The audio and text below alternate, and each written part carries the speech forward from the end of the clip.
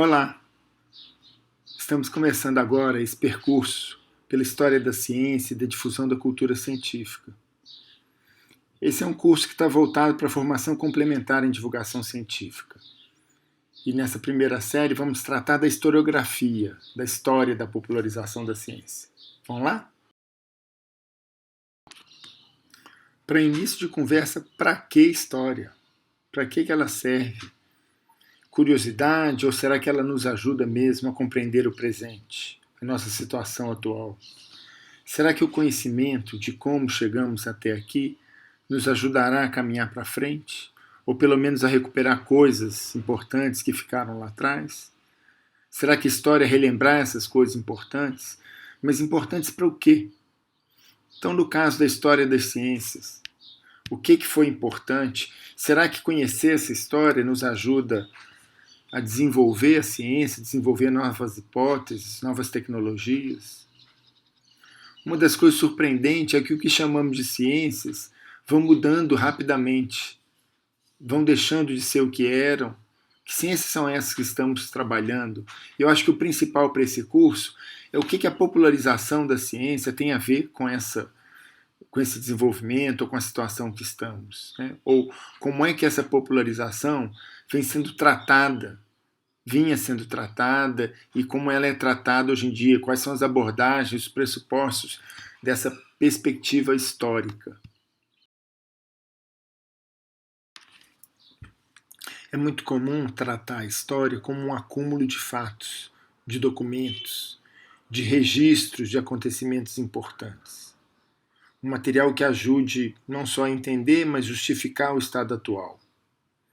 Algo que parece similar ao que faz um bom médico quando nos pergunta sobre a nossa história de vida, de saúde. É uma anamnese, né? Tentando relembrar, recapitular o que aconteceu com a sua família, se alguns parentes tiveram tais doenças, seus pais, se você já operou, do que. Essa tentativa de descobrir algumas pistas e articular essas pistas. Hoje se fala muito em narrativas, uma narrativa que explique a nossa situação, a nossa visão e nos dê perspectiva do passado e do futuro. Ou seja, uma perspectiva é uma forma de explicação, mas também uma preocupação, um cuidado para evitar erros, tentar aprender com eles e cuidar dos acertos, até celebrar esses acertos.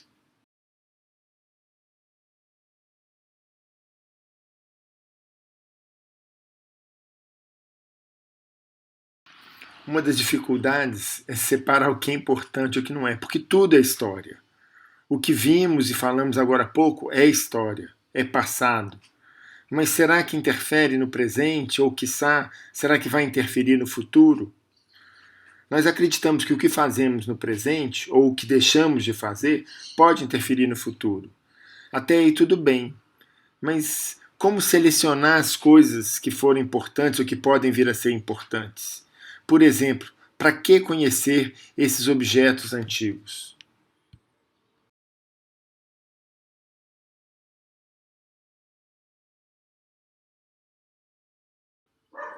Essa era a resposta para essa pergunta que um antigo professor dava no ensino de história. A gente aprende a história para não tomar sopa em escarradeira. Aquelas louças e tigelas que vimos há pouco são escarradeiras.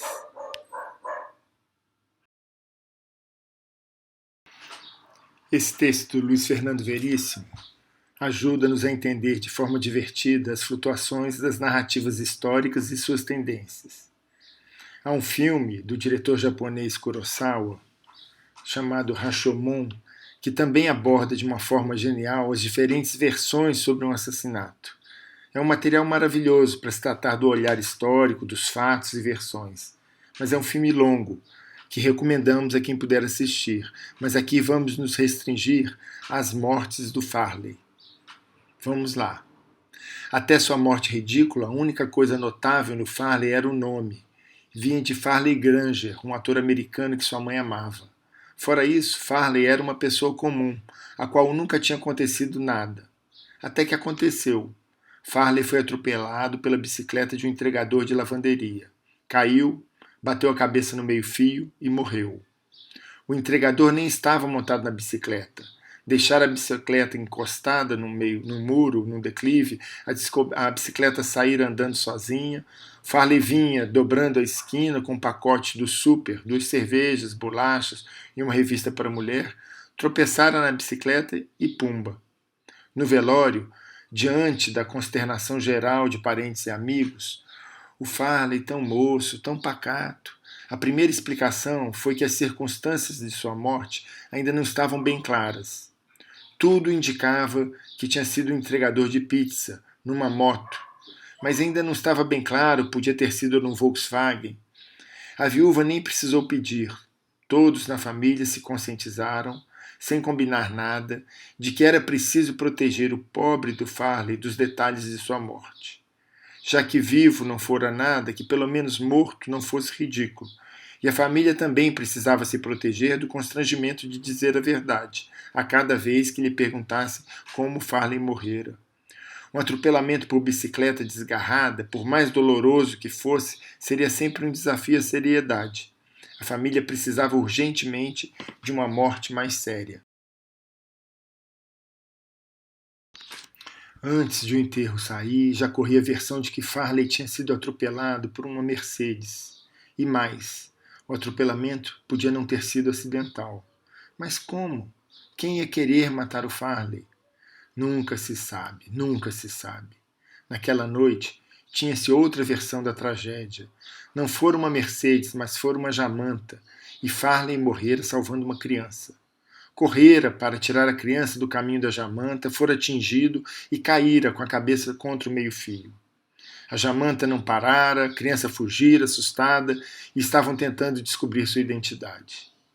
Passou o tempo, como costuma acontecer, e a legenda de Farley cresceu, com versões cada vez mais nobres e elaboradas para sua morte, sendo empilhadas em cima da singela verdade, para que essa nunca aparecesse.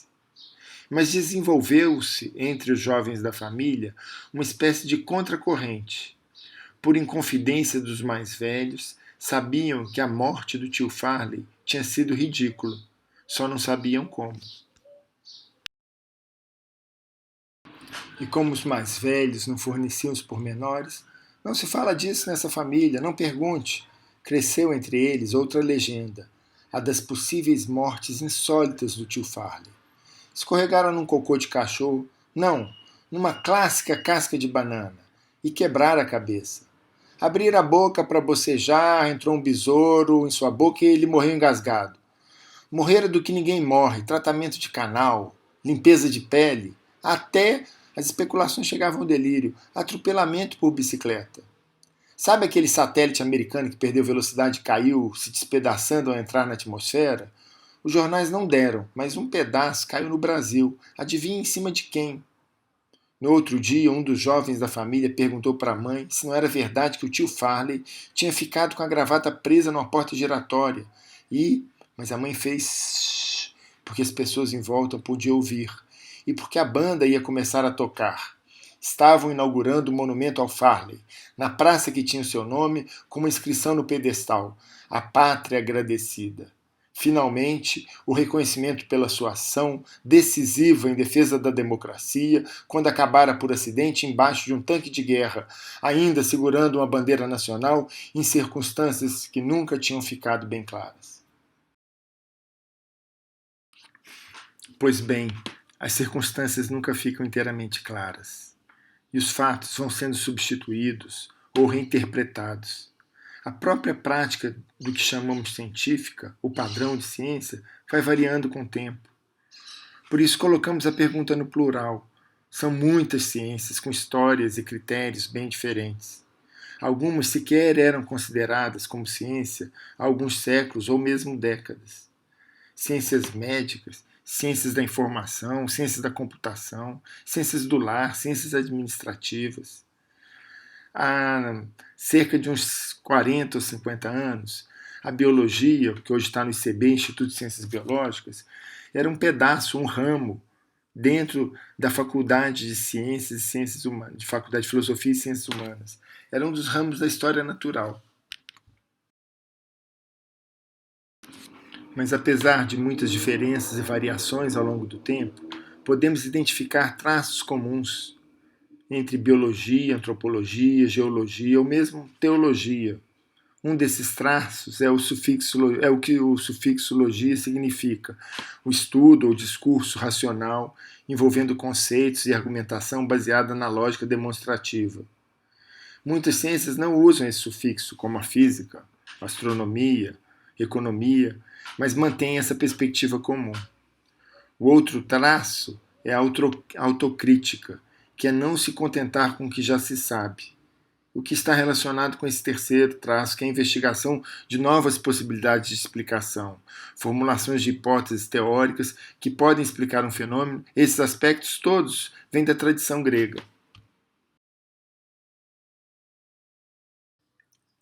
Também a história, como um tipo de conhecimento, vem daquela tradição grega, mas ela não era considerada uma ciência naquele momento, pois tratava de casos particulares. A história, como tipo de conhecimento, também tem uma história. E a historiografia é como nós chamamos essa história das formas de se narrar, no nosso caso, descrever como a história da ciência vem sendo contada. E quase sempre ela é contada se remetendo às origens, aos principais eventos, os principais personagens, alguns inimigos, frutos, promessas. Mas vale a pena a gente manter essa questão em mente. O que é observado? Que relevância se dá para as teorias, para os contextos, para as experiências ou para os interesses, os processos, os fracassos, os investimentos, quem investe, os envolvimentos, qual que é o papel da circulação, quais os impactos que essas novidades trouxeram.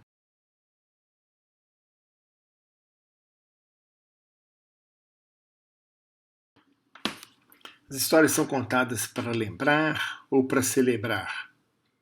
Essa, por exemplo, a história da Royal Society, foi escrita 7 anos após a fundação da sociedade, em 1660, a qual tentavam o apoio do rei a fim de obter legitimidade que isso traria. Daí vem o nome da Sociedade Real e as homenagens, no caso ao rei Charles II, recebendo a coroa de flores, ladeada por Bacon e por Boyle, dois grandes cientistas de referência no momento. O livro descreve mais promessas do que feitos. Já essa outra foi escrita no início do século XX pelo George Sarton nos Estados Unidos. Ele é belga e planejava completar uma coleção exaustiva com vários volumes da história da ciência, mas que no segundo volume levou a aprender árabe, viajar pelo Oriente Médio, inspecionar escritos originais, e morreu ainda antes de concluir essa introdução à história da ciência. Ele, para ele, o papel de historiador da ciência era selecionar, determinar quem merecia crédito e fama duradouros, peneirando, avaliando a gama de contribuições, mas com o propósito de estabelecer a verdade ou a novidade relativa das ideias científicas. Nesse sentido, as biografias dos cientistas eram uma forma de destacar seus valores morais, de colocá-los num lugar privilegiado, análogo ao dos grandes políticos, militares e religiosos de outros tempos, ou seja, a celebração de um herói. Outra referência marcante na história da ciência é a obra de Alexandre Poiré, um filósofo russo que mudou-se para Paris e desenvolveu uma série de estudos sobre Galileu, Bacon e Isaac Newton. Seu trabalho mais famoso é o Do Mundo Fechado ao Universo Infinito.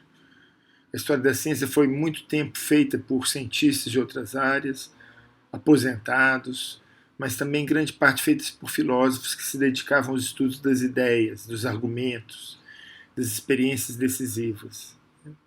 Na história, o Alexandre Poiré mostra, nesse texto, a formação do que ele chama o pensamento moderno, que implicou uma nova visão de mundo, caracterizada pela relação do pensamento religioso, filosófico e científico.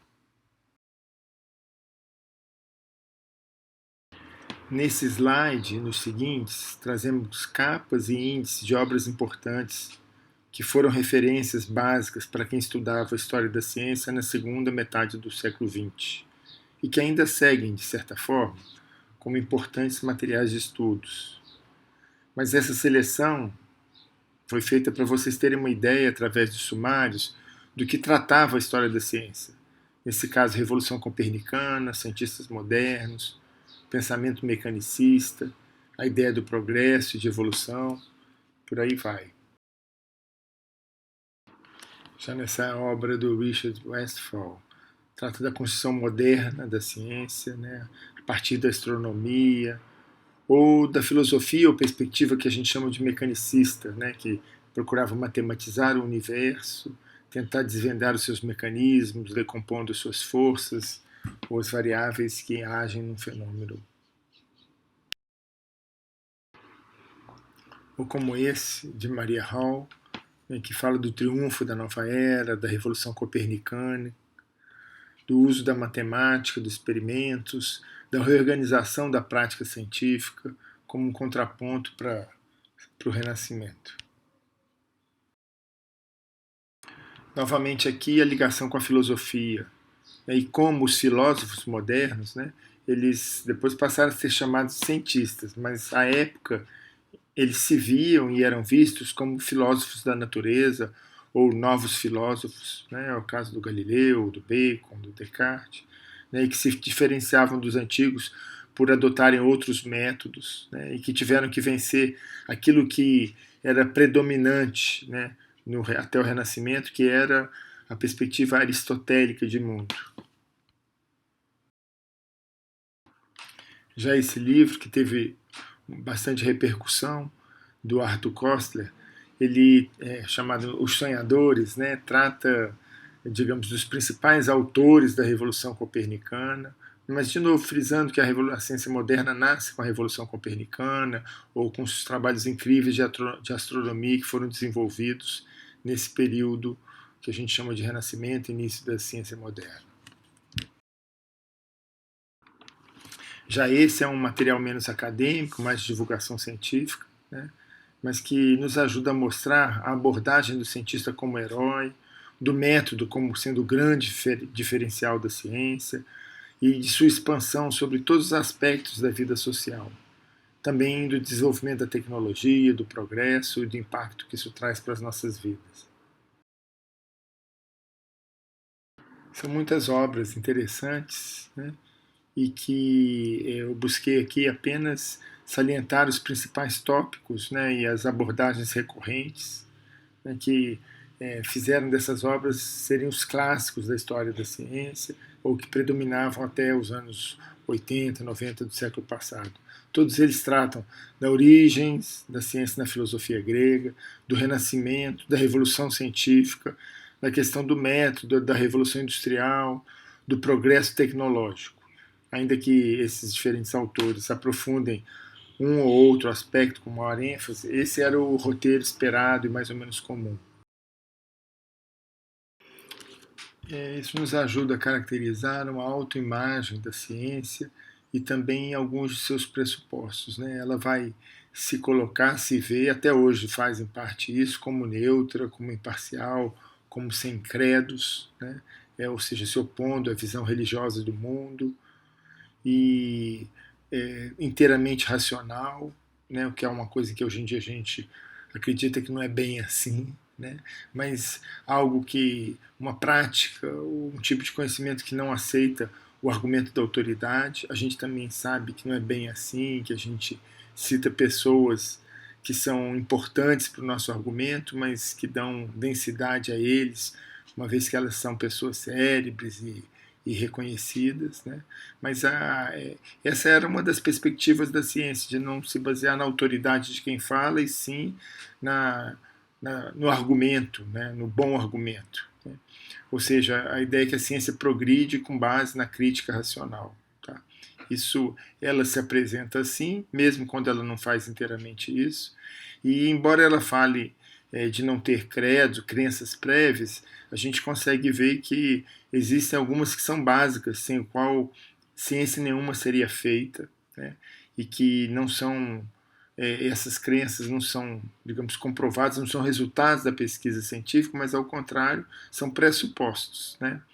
Uma delas, básica, é que existe uma ordem oculta atrás das aparências, né? É isso que a ciência tenta descobrir. Ela não ia ficar buscando essa ordem oculta se ela não pressupusesse, né, que existe essa ordem a ser descoberta, né, e que essa ordem é inteligível, ou seja, a gente pode com o raciocínio, né, ela não é algo que só o Deus consegue perceber, mas a razão humana poderá desvendá-la e, além de desvendá-la, de explicá-la, comunicá-la. Não é simplesmente eu intuir e eu não sei explicar. Ela desvenda e consegue explicar. Bom, já esses são clássicos de uma nova historiografia, né? O livro que é o best-seller da história da ciência, que é A Estrutura das Revoluções Científicas, do Thomas Kuhn, né? E que abriu uma porta aí para se pensar não exatamente a história como uma sequência de teorizações, experimentos e argumentações racionais, mas buscando enriquecer a compreensão do fenômeno científico a partir de práticas e de mecanismos sociais de negociação, de legitimação, que envolvem tanto a produção quanto a difusão dessas ideias e dessas práticas, né? Então, assim, claramente a partir de como os historiadores da ciência procuram analisar a formação científica, a inculcação de valores, de objetivos, de parâmetros, que eles chamam de paradigmas, né? Como a formação de uma expectativa social de que o saber constituído por esses objetivos e modelos, né, vão definir o que é a prática científica. Tá? Então, está aí marcado essa oposição entre internalismo e externalismo, que era um divisor de águas entre historiadores que valorizavam mais as teorias, as ideias, né, ao abordar a história, né, como vários desses que a gente mostrou antes, ou o que a gente chamava de externalismo, que davam mais valor para os processos sociológicos, né, e que eram considerados externos à ciência. A grande contribuição do Kuhn foi mostrar que a ciência não tem essa divisão, tem muitas práticas que são consideradas externas, que elas fazem parte da atividade científica, né? E que a ciência normal ela se desenvolve dentro de determinados paradigmas, mas quando vão aparecendo anomalias dentro desses paradigmas, existem crises e a revolução que são mudanças de paradigmas, ou seja, a revolução e o desenvolvimento da ciência não estaria tanto com acúmulo ou expansão de novas pesquisas dentro do mesmo parâmetro, mas de abandono de parâmetro ou substituição por outros paradigmas. Tá? Esse segundo livro aí, da Ciência em Ação, eu acho que é um outro grande exemplar de uma maneira que hoje em dia faz muito sucesso, que a gente chama quase uma etnografia da ciência. De certa forma, ele está em sintonia com aquela perspectiva do Kuhn, que é tentar descrever, entender como a ciência funciona e não como ela deveria ser, que era o que os filósofos e os metodólogos recomendavam. Não, a ciência tem que fazer isso, tem que seguir esse método, e eles vão mostrar que a ciência não segue esse método que é falado, né? Que o que ela fala isso porque essa fala, esse discurso, ajuda a legitimar, ajuda a tornar mais séria, né? Mas as pessoas não são só racionais e muitas coisas estão interligadas na produção do conhecimento, na difusão do conhecimento.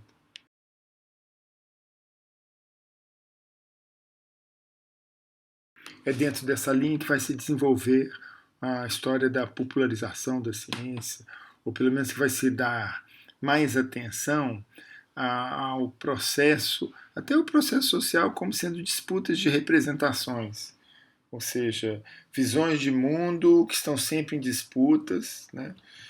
E disputa pela aceitação, pelo reconhecimento, né? Então, como é que sempre fazem parte práticas de convencimentos, de contra-argumentos. Esse aí é um livro de um historiador que é muito famoso hoje em dia, o Stephen Shapin, né, que é chamado isso Nunca Pura, porque ela sempre né, foi produzida por pessoas com corpos situados no tempo, no espaço, na cultura e na sociedade, e que se empenham por credibilidade e autoridade.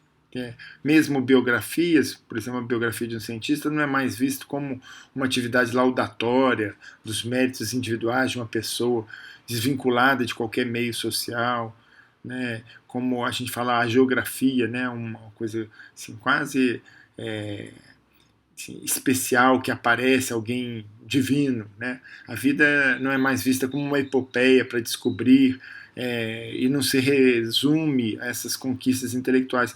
Essa pessoa, o cientista, é visto como um membro de um grupo, alguém que interage com seus pares, com as demandas da sociedade, alguém que vive no tempo histórico determinado e se porta de forma a conquistar o respeito e, com isso, posições de destaque nos meios acadêmicos e sociais. Ou seja, é visto como alguém com corpo, com empregador, com dependentes, com amigos, com inimigos. Né? Essa é a maneira que se busca entender o desenvolvimento da ciência e que no qual a questão da difusão das ideias ou da difusão do conhecimento, da circulação e popularização ganha um papel fundamental nessa busca de reconhecimento.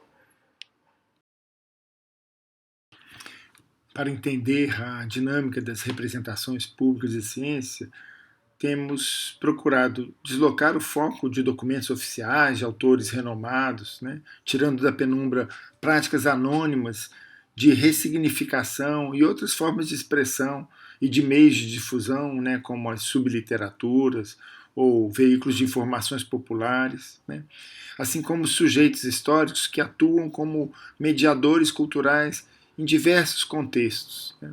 Então a gente parte do pressuposto, né, que as reapropriações de ideias e práticas em diferentes regiões foram fundamentais para a aceitação de conhecimentos científicos e tecnologias como válidas e interessantes.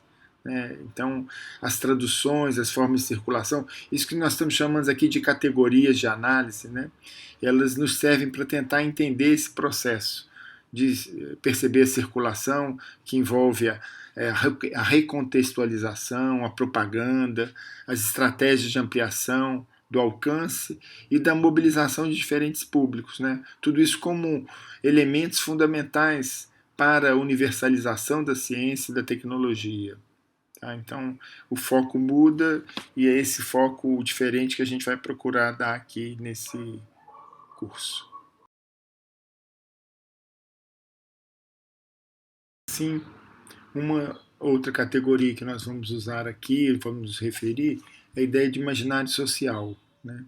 Ela parte do pressuposto que o evento histórico não é só um acontecimento real que passa num momento determinado, mas o que ele traz consigo, o que ele possibilita, ou seja, é um conjunto simbólico que determina diversos aspectos da vida social.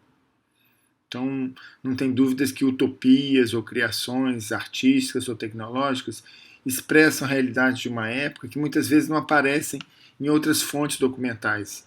Ela reforça a recomendação feita uma vez sobre a importância das noções ou expressões menos controladas e contidas. Né? Um historiador que fala assim: se você pretende compreender a sua própria época, leia as obras de ficção produzidas nela. As pessoas estão, quando estão vestidas em fantasias, falam sem travas na língua, né? Como nas obras de ficção. Então, o objetivo de usar essa categoria é perceber que essas expectativas, os temores, eles de fato compõem uma rede de significados, ou o que a gente chama de um imaginário coletivo sobre as possibilidades e o uso do conhecimento, como o científico.